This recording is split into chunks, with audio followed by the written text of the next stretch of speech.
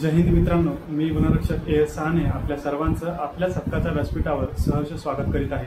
वनरक्षक म्हणजेच नियतक क्षेत्र वनाधिकारी पद आणि पदभरतीबद्दल माहिती पाहत असताना भाग 1 मध्ये आपण वनरक्षक पदासाठी होणारी लेखी परीक्षा, मैदानी परीक्षा आणि निवडीपर्यंतचा प्रवास याबद्दल संपूर्ण माहिती, तसेच भाग 2 मध्ये आपण वनरक्षक म्हणजेच नियतक क्षेत्र वनाधिकारी या पदासाठी निवड झाल्यानंतर पुढील प्रक्रिया म्हणजेच शारीरिक क्षमता चाचणी, वैद्यकीय तपासणी चाचणी याबद्दल संपूर्ण अशी माहिती जाणून घेतली। तर भाग 3 मध्ये आपण वनरक्षक म्हणजेच नियतक क्षेत्र वनाधिकारी या पदावर नियुक्ती आणि नियुक्तीनंतरची प्रक्रिया याबद्दल माहिती जाणून घेणार आहोत। तर चला सुरू करूया।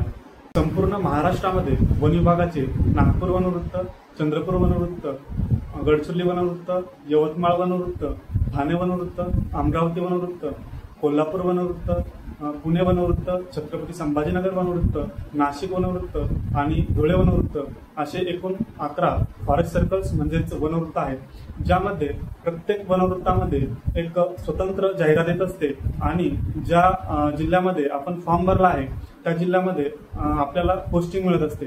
भाग 1 आणि भाग 2 मध्ये बघितल्याप्रमाणे संपूर्ण भरती प्रक्रिया पार पाडून आलेल्या उमेदवाराला फॉर्म भरल्यानुसार ज्या त्या वनवृत्तामध्ये नियुक्ती दिली जाते, ज्यामध्ये वन विभागामध्ये असलेल्या रिक्त जागांनुसार विविध शाखांमध्ये जसे की STPF म्हणजेच स्पेशल टायगर प्रोटेक्शन फोर्स जे की व्याघ्र प्रकल्पामध्ये कार्यरत असते, त्यानंतर बीट गार्ड म्हणजेच नियंत्रण क्षेत्र रक्षक, तसेच RRT म्हणजेच रॅपिड रेस्क्यू टीम, तसेच सायबर सेल या आणि अशा विविध उपशाखांमध्ये त्यांना नियुक्ती दिली जाऊ शकते।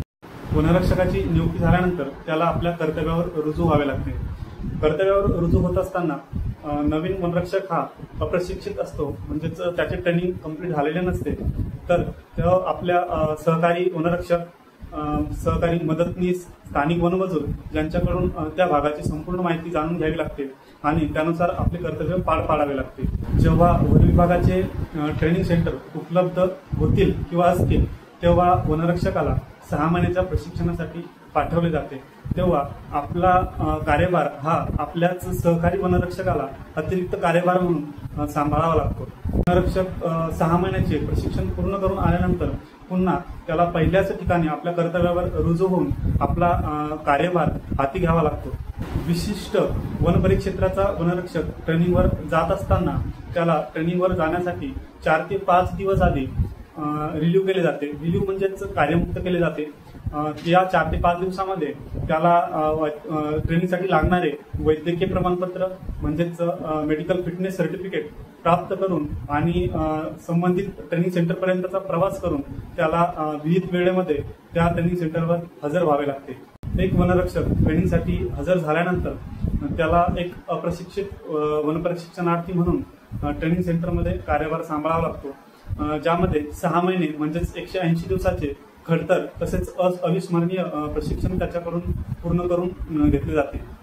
तर मित्रांनो, या व्हिडिओमध्ये आपण वनरक्षक म्हणजेच नियतक क्षेत्र वनाधिकारी या पदावर नियुक्त झाल्यापासून ते ट्रेनिंग सेंटरला जाईपर्यंतचा प्रवास याबद्दलची संपूर्ण अशी माहिती जाणून घेण्याचा प्रयत्न केला। तसेच पुढील भागामध्ये वनरक्षक ट्रेनिंग सेंटरला हजर झाल्यापासून ते 180 दिवसाचं प्रशिक्षण पूर्ण होईपर्यंत त्याच्याकडून कोणते कोणते कर्तव्य पार पाडून घेतली जातात याबद्दल संपूर्ण अशी माहिती आपण पुढील भागामध्ये जाणून घेऊया। तर तोपर्यंत जय हिंद।